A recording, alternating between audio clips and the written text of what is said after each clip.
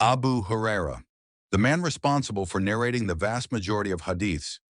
More than 5,000 narrations are attributed to him in the traditional books. That number is far greater than any other companion. In this documentary, we will examine what we actually know about this man based solely on historical and academic research. We will begin with confirmed facts without assumptions or prejudice.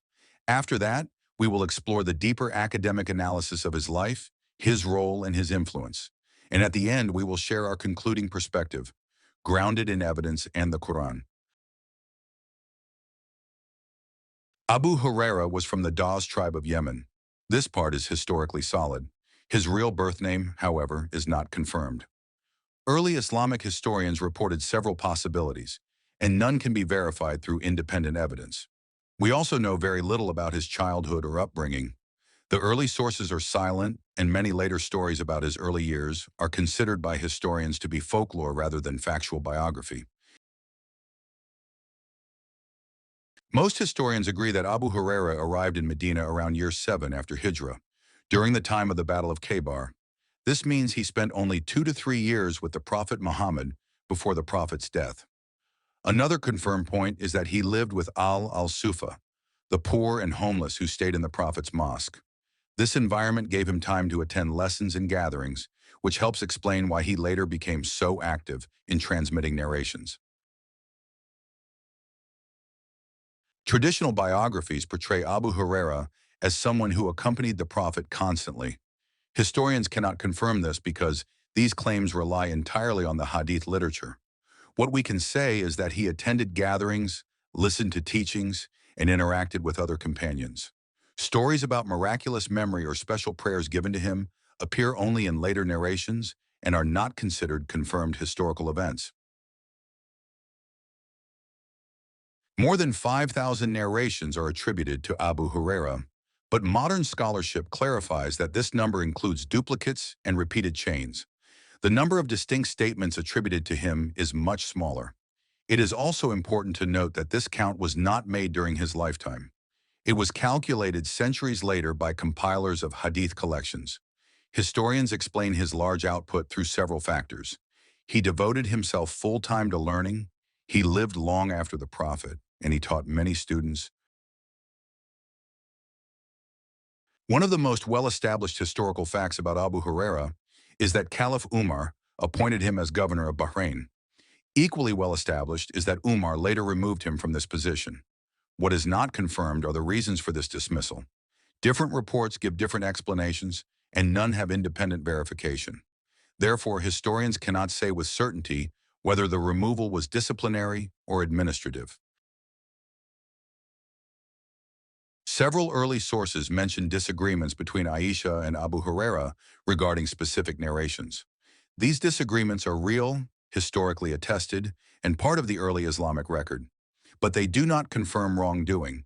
They simply reveal that memory, interpretation, and narrative transmission varied among the companions.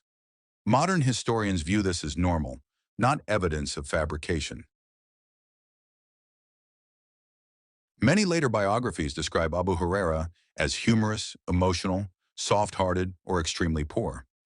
These portrayals appear in sources written long after his death, and historians classify them as literary characterizations, rather than confirmed facts. Stories about him fainting from hunger or performing dramatic acts of worship fall into the category of unverified anecdotes. Now that we have established what is confirmed and what is uncertain, we will look at the broader academic profile of Abu Huraira.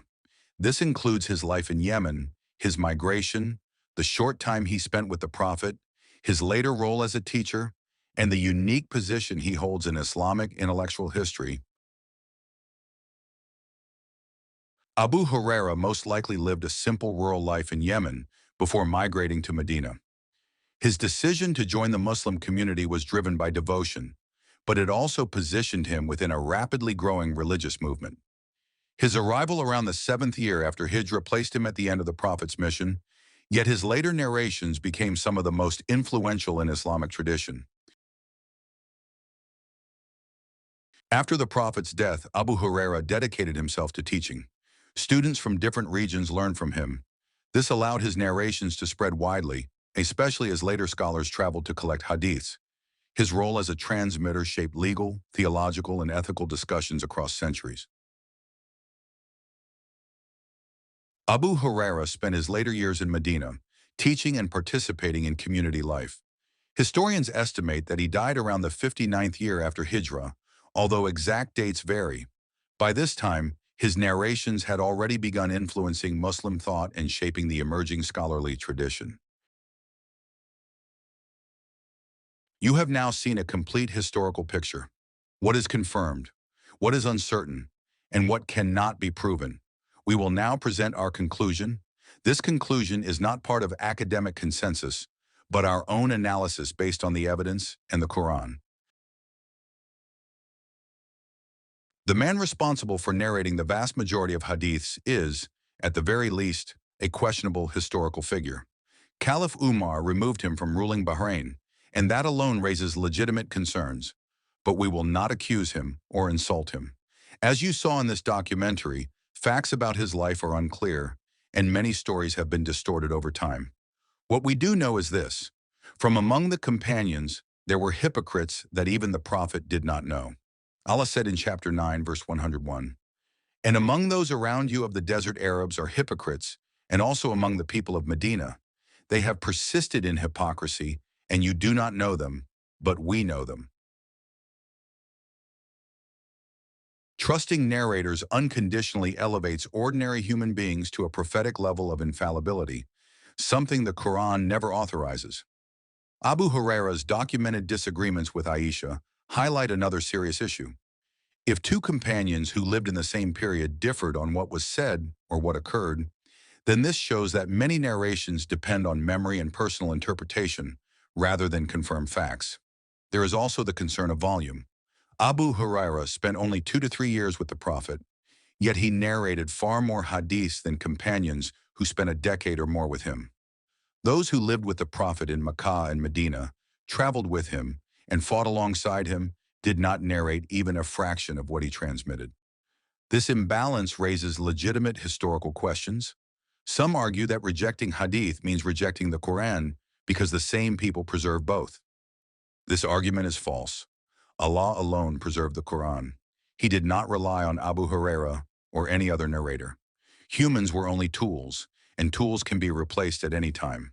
Our position is simple: respect people, but never elevate them to a level the Quran does not give them. Before we close this documentary, there is one final point that must be addressed. Abu Huraira narrated many hadiths that directly contradict the Quran's clear teachings. When a narration opposes the Book of Allah, the Quran takes absolute priority. Here are a few examples. Hadith: the poor will enter paradise 500 years before the rich.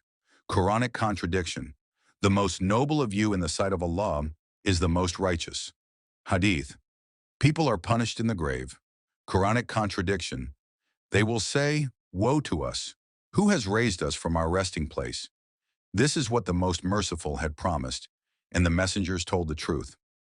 Hadith: the Prophet forgets Quran verses because they are made to be forgotten.